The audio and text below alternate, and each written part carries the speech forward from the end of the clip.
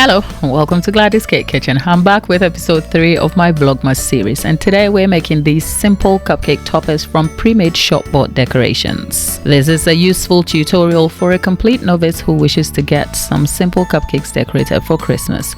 I bought these from my local Tesco and they cost about £1.60 each, including these Christmas themed cupcake cases and some edible ice. And for what it is worth, I'll encourage you to consider these pre-made decorations just in case you're not too confident about modeling your own cupcake toppers. In my first episode of this Vlogmas series, we made some simple toppers from edible printed sheets, so perhaps you should check that out for alternative simple design options.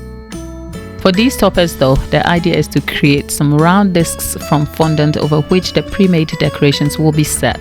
This helps to enhance the decorations, presenting them better, and since they are pre-made, the fondant disc serves as a barrier without having to stick the decorations directly onto the cupcake or buttercream. Some of these decorations are quite small, which may disappear into the buttercream topping, and since these pre-made decorations are set hard already, they may be food safe yet inedible, so creating a barrier helps to display the decorations better whilst mitigating risks such as choking.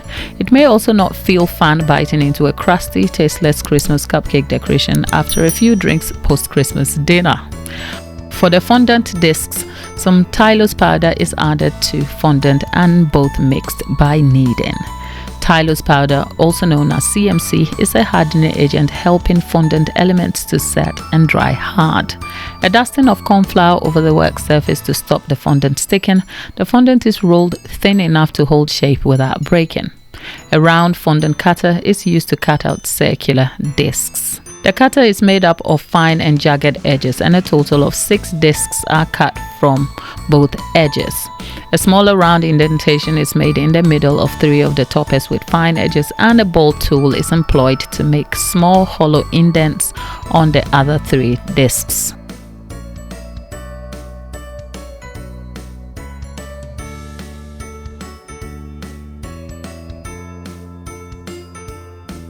With the discs done, the toppers are removed from the packaging and placed over the disc. I settled for the Santa Christmas topper, the penguin, and some small decorations such as the snowman and gingerbread man.